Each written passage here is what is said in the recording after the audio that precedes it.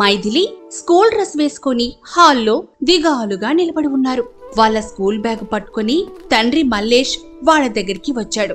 అదండి పిల్లలు, జుట్టు రాలిపోయే మీ మమ్మీ పాలు తీసుకుని రాకముందే మనం ఇంట్లో నుంచి బయటపడాలి, లేదంటే ఈ రోజు బుక్ అయిపోతాం.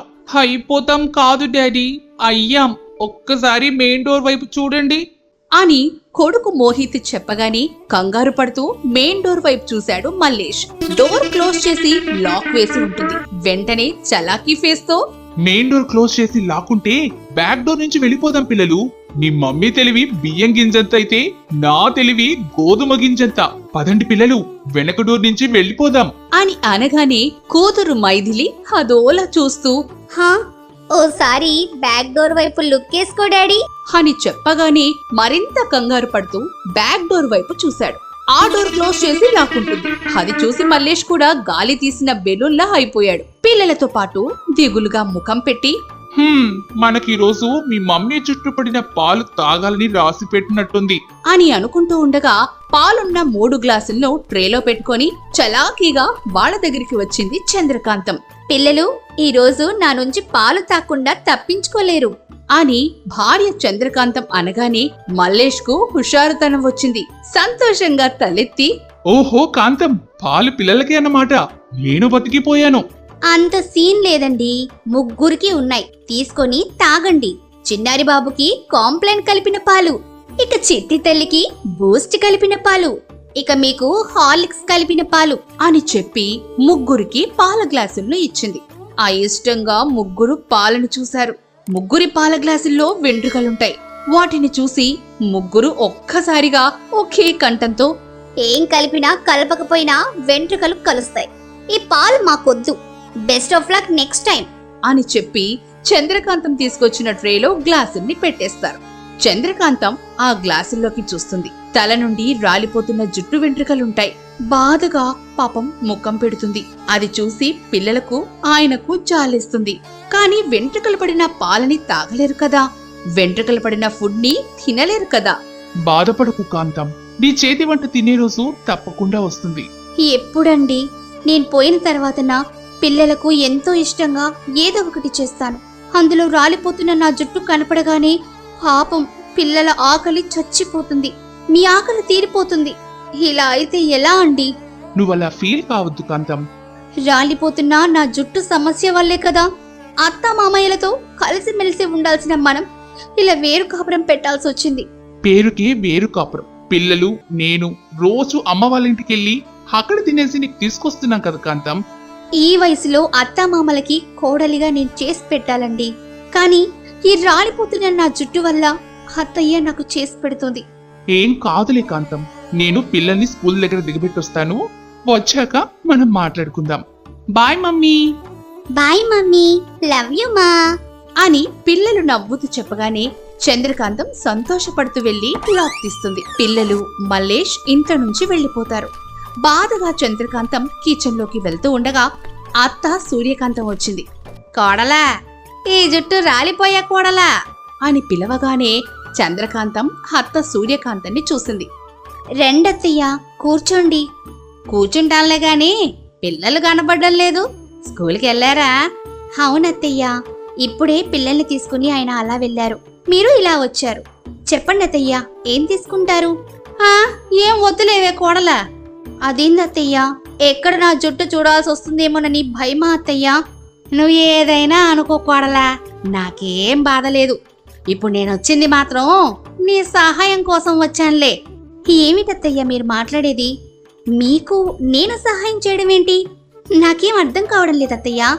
మొన్న పని మీద టౌన్కి వెళ్ళినప్పుడు నాకు మన మేఘన వాళ్ళ అత్తగారు కనబడ్డారులే. అవునా? ఎలా ఉన్నారు ఆ పెద్దమ్మ వాళ్ళు? నన్ను చూసి కన్నీళ్లు పెట్టుకుందే. నాకు చాలా బాధ అనిపించింది. వదిన, నేను మేఘన్ని ఏమనలేదు. కోడలన్నాక ఇంటిని చక్కబెట్టుకోవాలి కదా, ఆ మాటే చెప్పాను నేను. అంతే తప్ప నాకు సేవ చేయమని కాదు. కానీ మేఘన ఆపార్థం చేసుకుని మీ దగ్గరకు వచ్చేసింది. మీరు కూడా తనకి నచ్చజెప్పి కాపురానికి పంపిస్తారని అనుకున్నాను, కానీ పంపడం లేదు. ఎందుకని అని అడిగింది.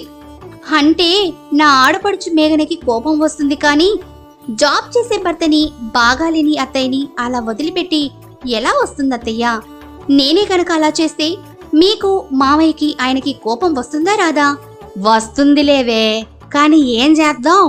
నువ్వు వెళ్ళవే తల్లి అని మేఘనకి ఎంత నచ్చ చెప్పినా నేను ఆ ముసలి వాళ్ళకి సేవ చేయను. వాళ్ళని నేను చూడను.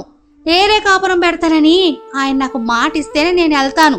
అప్పటి వరకు ఇక్కడే ఉంటానని తెగేసి చెబుతుంది కోడలా. సరే అత్తయ్య, ఇప్పుడు మీరు నా సహాయం కోసం వచ్చానని అన్నారు కదా, ఇక్కడ నేనేం సహాయం చేయాలో చెప్పండి ముందుగా అని కోడలు చంద్రకాంతం అడగగానే అత్త సూర్యకాంతం తను చేయాల్సిన సహాయం గురించి చెప్తుంది. అది విని చంద్రకాంతం సరదాగా ఒక నవ్వు నవ్వి, తప్పకుండా అత్తయ్య, మీరు చెప్పినట్లే చేస్తాను. ఈ దెబ్బతో నా ఆడపడుచు మేఘన అత్తగారింటికి పరుగులు పెడుతుంది చూడండి. తన కాపురం చక్కగా నిలబడుతుంది. అప్పుడు తల్లిగా మీకు, వదినగా నాకు ఎంతో సంతోషంగా ఉంటుంది అత్తయ్య. అవునే, మరి ఎప్పుడు వస్తావు కోడలా? రేపు సండే కదా అత్తయ్య. ఆయన పిల్లలతో కలిసి రేపు ఉదయమే మన ఇంట్లోకి అడుగు పెడతాను. ఇప్పుడు మీరు జాగ్రత్తగా వెళ్ళండి అని కోడలు చెప్పగానే అత్త సూర్యకాంతం అక్కడి నుంచి వెళ్ళిపోతుంది. మరుసటి రోజు ఆదివారం. పిల్లల్ని తీసుకుని కొడుకు మల్లేష్, కోడలు చంద్రకాంతం అత్త వాళ్ళ ఇంటికి వచ్చింది. ఆడపడుచు మేఘన సోఫాలో కూర్చుని ఉంది. వచ్చావా వదినా? అమ్మకి ఒంట్లో బాగాలేదని పడుకుంది. ఇక నువ్వే అంతా తీసుకోవాలి, చేసుకోవాలి. మా అత్తయ్యకి బాగలేకపోతే నేను చూసుకోవాలని బాగానే చెప్తున్నావు కానీ మేఘన, మరి మీ అత్తయ్యకి బాగలేకపోతే నువ్వు చేయకుండా చూడకుండా ఇలా పుట్టింటికి వచ్చున్నావు అని చంద్రకాంతం అనగానే మేఘనకు ఎక్కడలేని కోపం వచ్చింది. వదినా, నీ కాపురం నువ్వు చూసుకుంటే మంచిది. వెళ్ళు, వెళ్ళి నేను తినడానికి ఏమైనా చేసుకురా. నాకు చాలా ఆకలిగా ఉంది. సరేలే మేఘన, కోపం తెచ్చుకోకు. వదినాను కదా, ఉండబట్టలేక అడిగానంతే. నీకిష్టమైన పాయసం చేసి తీసుకొస్తాను అని చెప్పి కిచెన్ వైపు వెళ్ళిపోతుంది. అది చూసి మోహన్ రావు ఇలా అంటాడు. జుట్టు రాలిపోయే మా కోడలు గురించి నా కూతురు మేఘనకి తెలియదు. పాపం, కూతురును తలుచుకుంటే బాధేస్తుంది అని అనుకుని పిల్లలను తీసుకుని బెడ్రూంలోకి వచ్చాడు. సూర్యకాంతం బెడ్ మీద పడుకొని ఉంది. పిల్లల్ని చూసి లేచి కూర్చుని మాట్లాడుతూ ఉంటుంది. ఇంతలో చంద్రకాంతం మేఘనకు ఎంతో ఇష్టమైన పాయసం తీసుకునొచ్చింది.